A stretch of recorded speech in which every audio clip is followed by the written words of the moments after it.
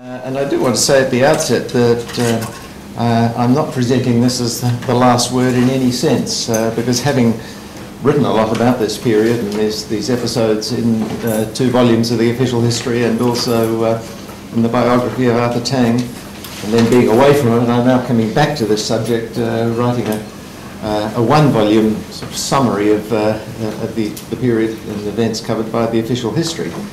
And as some of you may know, if there's one thing harder than writing a big book, it's writing a small one.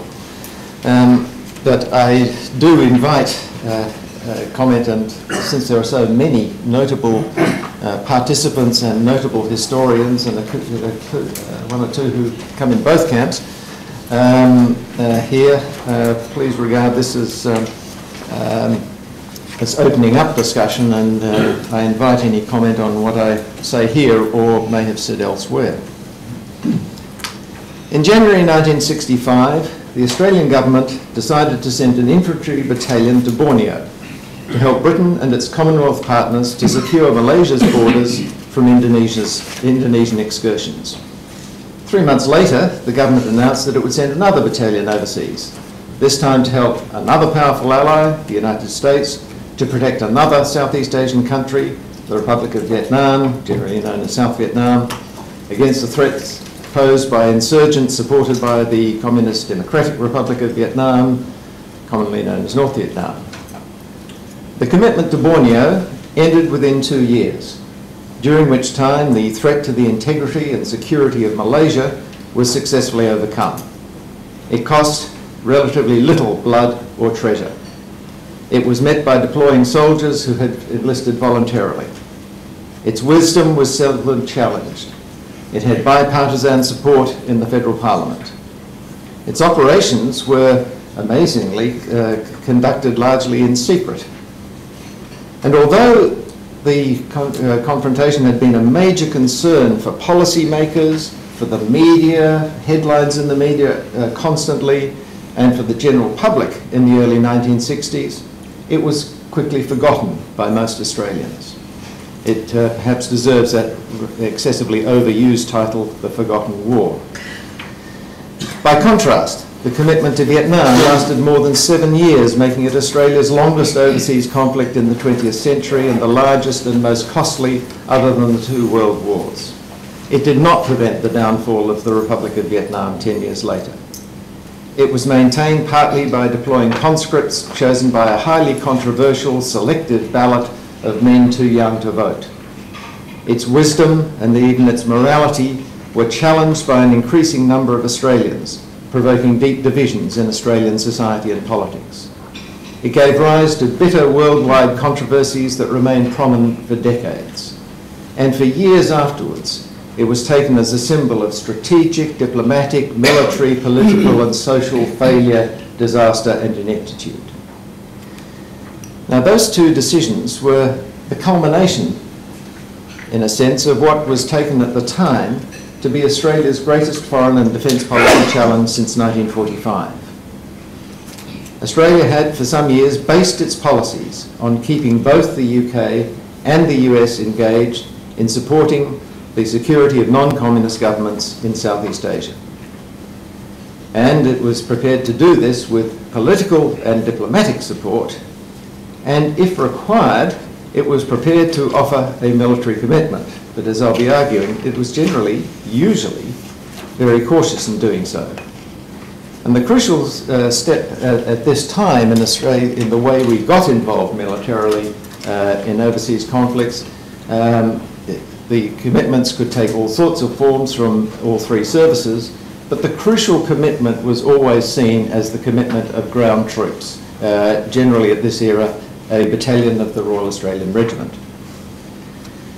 But in late 1964, early 65, and in fact developing over the previous year or so, there had been a major problem for Australia. Each ally was asking for Australian support in one conflict while downplaying the importance of the other. The British at this time were describing Sukarno in very extreme terms. They were literally comparing him with Hitler as an expansionist megalomaniac who was going to expand through through Southeast Asia, take over New Guinea and expand into the South Pacific. At the same time, they were giving the message, and this was coming from first Conservative and then Labour governments in London, they were making it clear that they did not wish to be involved in Vietnam. They were doing everything possible to keep out of the Indochina conflict. At the same time, the United States was calling for Australian support in Vietnam, while urging Australia and New Zealand and Britain to keep their commitment in confrontation as low-key as possible. Now, this was posing a considerable problem.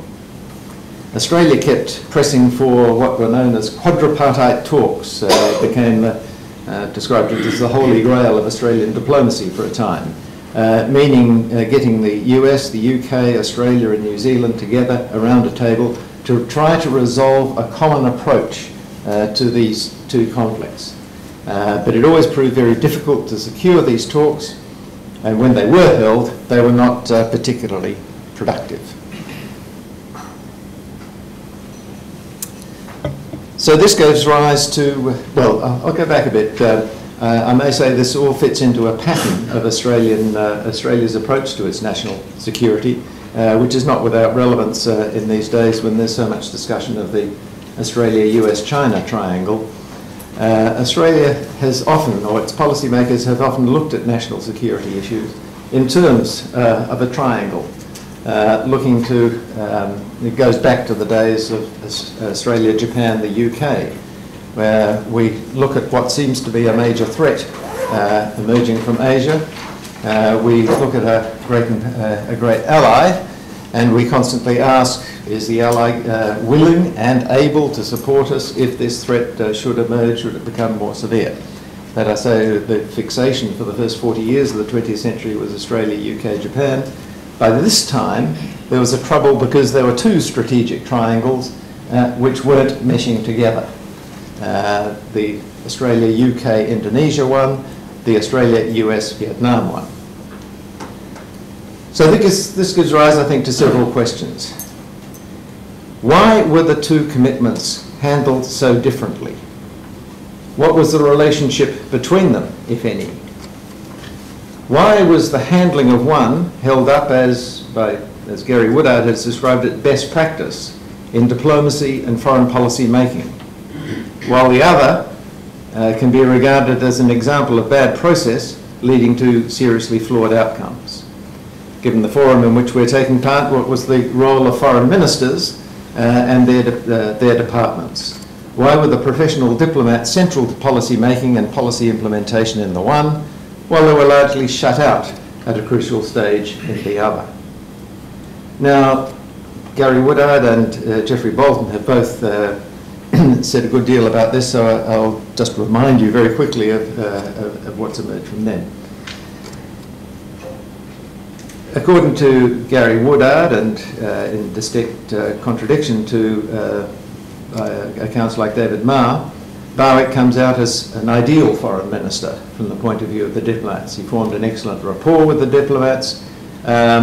He was willing and able to stand up to the Prime Minister and other cabinet and win.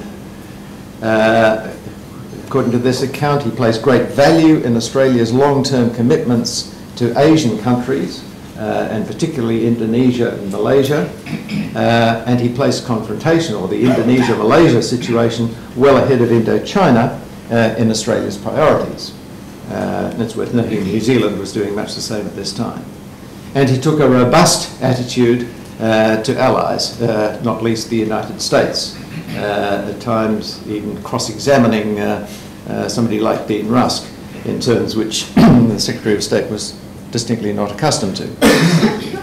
By contrast, in the account given by Gary and others, Hasluck, as we've heard, was dour, uncommunicative. His relations with his department ranged from poor to poisonous. He was seen by them as determined never to challenge Menzies. In his first overseas trip as External Affairs Minister, he reported back that he placed Indochina for the first time ahead of confrontation as the conflict of greater priority for Australia. Now, Gary's account in Asian Alternatives goes into some detail, showing how how Hasluck effectively kept the external affairs out of the policy-making process, particularly at the crucial time which Gary sees as December 1964. And Gary ends with the counterfactual that if Barwick had stayed Foreign Minister for another year, we would not have become involved in the Vietnam War at all, or perhaps in a much different way. Now, I take many of the points made by Gary, and I accept that many of the criticisms he makes of what I said some years ago in Crises and Commitments. But I don't go quite as far as he does on that counterfactual. And to see why, I suggest that we need to look at the earlier development of Australian policy towards Southeast Asia, culminating in this period, but looking not least at the period of the Foreign Minister, who is so often overlooked in discussions of the of Australian foreign policy between 1949 and 1965, and that is Menzies himself, who was, of course, Foreign Minister for effectively 2 years, from early 1960 to late 1961. What happened during this period is that Australia developed the strategy which commonly known as forward defence. You're all familiar with that in general terms. What it is worth looking again at it. It evolved to mean by this stage that Australian forces would be structured, trained, equipped and indoctrinated, firstly towards acting only in Southeast Asia, not the Middle East, no more Gallipolis, no more Tobruks, Southeast Asia only. Secondly, only in collaboration, close cooperation with the US, the UK, preferably both, and preferably in the context of a wider coalition which links the US and the UK, but into a wider international coalition, much as had happened in Korea, which set an ideal model. When Menzies talked about great and powerful friends, he certainly meant both the US and the UK. In earlier days, he probably would have included the Dutch and the French if that had been possible, but the Dutch came out of the picture in '49 and the French in '54.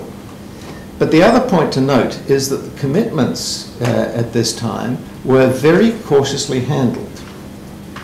The comment is often made that Australians seem to leap into conflicts overseas and to volunteer to be the janissaries of their great partners. But in fact, if you look closely, we talked a good war. Australians' spending on defence was extremely limited. Priority was given to what was then called national development. Today we'd say national infrastructure. And if we compare the handling of the Vietnam commitment, which is near the end of Menzies' long prime ministership, compare it with the handling of the same prime minister, same government in a sense, with the handling of the Malayan emergency right at the beginning of his long second prime ministership. There was a great deal of talk of support for Britain, and this is Britain, and we all know that Menzies saw himself as British to the bootstraps and identified with Britain. But in fact, when the British called for support, the response by Menzies was very cautious, only slightly more forthcoming than that of the Chifley-Evatt government before him. He asked searching questions. Would this put us on the wrong side of Asian nationalism? Militarily, is bombing going to, they were asking for support from bombers, would bombing be useful in this sort of warfare? Do the British really know anything about jungle warfare? By this stage we thought we knew quite a lot arising from the New Guinea experience in the Second World War. Menzies sent a high-powered military mission with representatives from all three services, led by a 2-star, but some of the young up-and-coming people who would later reach 3- or 4-star rank. They were there both to investigate the situation and they were there to advise the British. We thought we could tell the British a thing or two about how to fight in this area. But did we actually send troops in 1950? No. We only sent troops in 1955, by which stage the crucial battle had, the balance had effectively been won, we were largely involved in what were generally called mopping up operations. So and we only sent those troops. The emergency was defined as their secondary role. The actual fighting that they did was defined as their secondary role. Their primary role was to serve as the Australian contribution to the British Commonwealth Far East Strategic Reserve, which was keeping Britain and the Commonwealth engaged in the region. So from the mid-50s, policy on mainland Southeast Asia was governed by the outcome of the Geneva Conference and the Manila Treaty establishing SEATO. Now, SEATO appealed enormously to the Menzies government because it appeared to offer so many benefits. It included both the US and the UK, and indeed France, supposedly in the defence of Southeast Asia.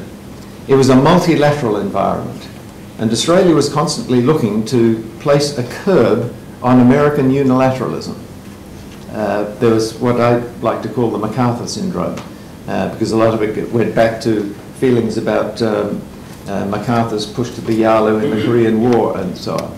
And we often forget that Australia was on the side of the British in seeking to curb what seemed to be excessive or unilateral American policy in Korea and later in the offshore islands crisis. SEATO also seemed to offer access to high-level planning, and that's a tradition in Australian diplomacy that you can trace from Alfred Deakin to Kevin Rudd. We love to have access to the top table. We want access to the top table. It's part of the deal. We will commit ourselves, but we want to say in what wars are fought, because this is our answer to the criticism that our allies use us to fight, quote, other people's wars. We say, no, we're getting the allies to fight our wars. And as I say, Australian Prime Ministers have been extraordinarily inventive, going back at least as far as Deakin and Billy Hughes, and right through to the present day, creating mechanisms to give us that access. SEATO, the SEATO Planning Office, seemed for a while to give us that opportunity. But then in the late 50s, twin problems began to emerge. Closer to home, the Indonesians were determined to regain or to take West New Guinea, which they had been denied on independence. This was the major preoccupation of Australian policy. We wanted to keep West New Guinea out of Indonesian hands, hoping to see both West and East New Guinea move united to independence, because this would be better than having a problematic and indefensible land border.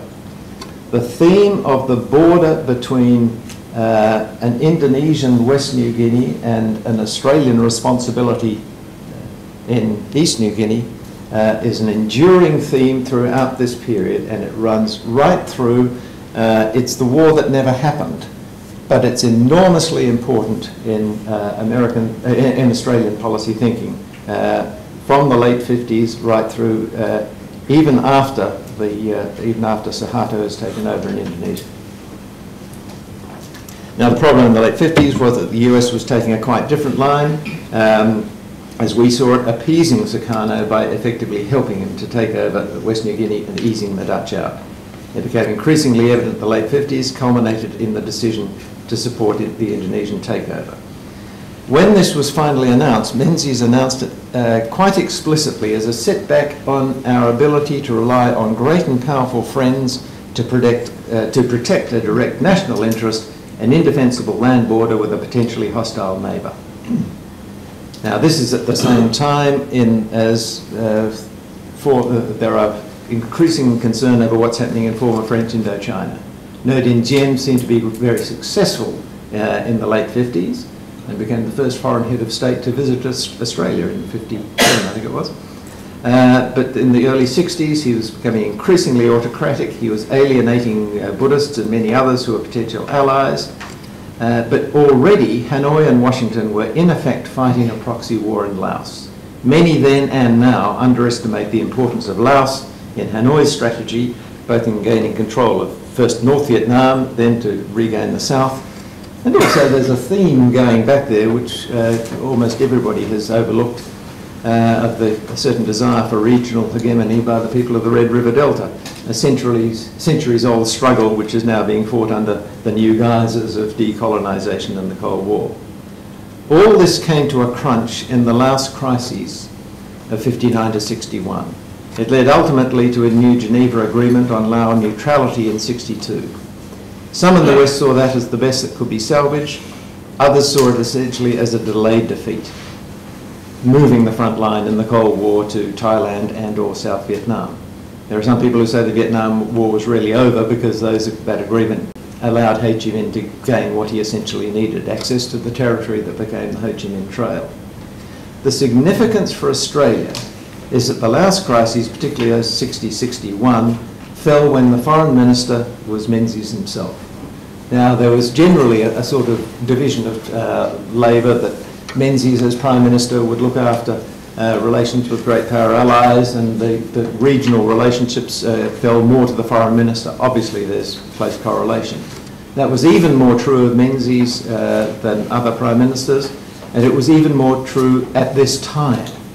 There were new crises in the global Cold War, the relations of the great powers, a new Berlin crisis, the Bay of Pigs fiasco in Cuba. There were clashes in the United Nations. There was the Commonwealth crisis over South Africa, and as was mentioned very importantly, the UK's first approach to join the European Common Market, which seemed to suggest that Britain was pulling out of this area and focusing on other concerns. In Indochina itself, it was now increasingly clear that the UK was extremely reluctant to become militarily involved. France had totally opted out, and it was starting its campaign for neutralisation of the area. Pakistan didn't care about anything except its relations with India, and China was their ally there. So SEATO by this time was clearly a very weak reed.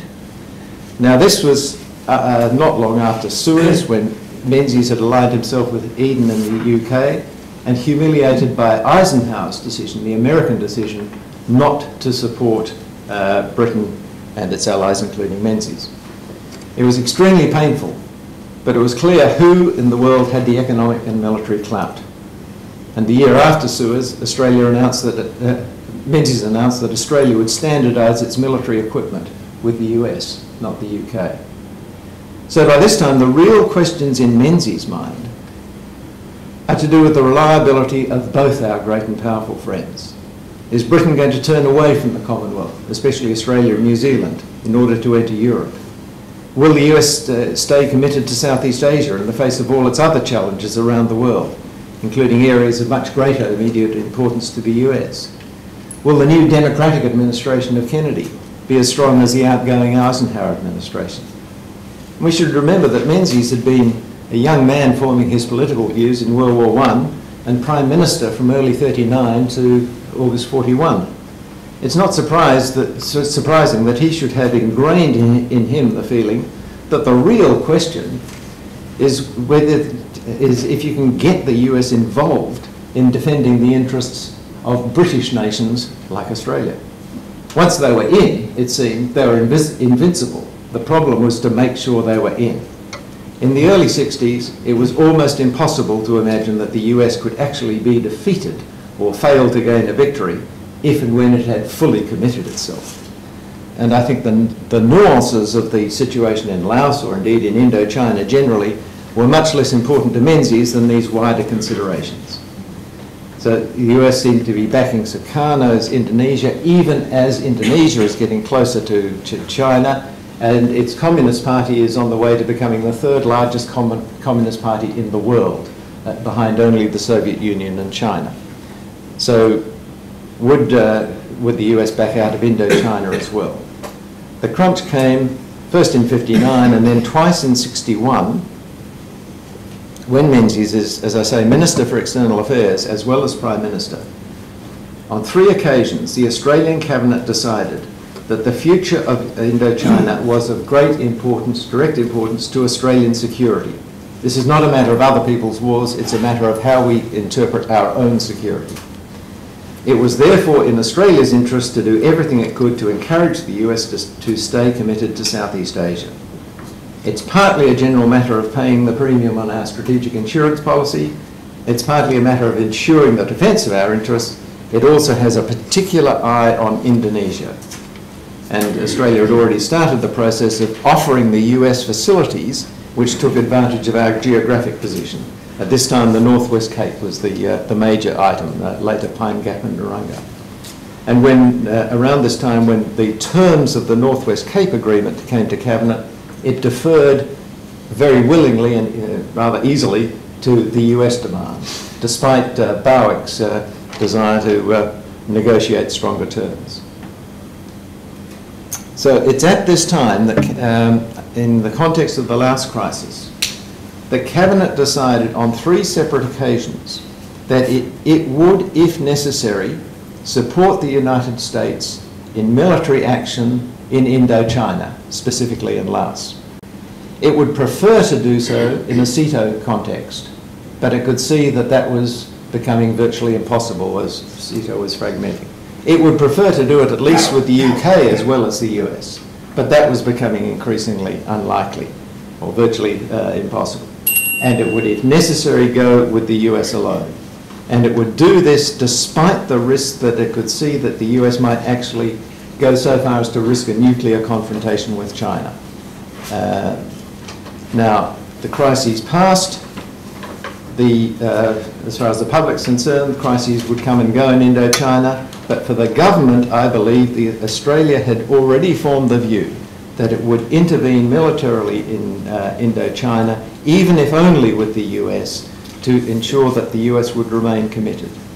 And it was doing so partly, not entirely, but partly with an eye to Indonesia, an American policy on Indonesia.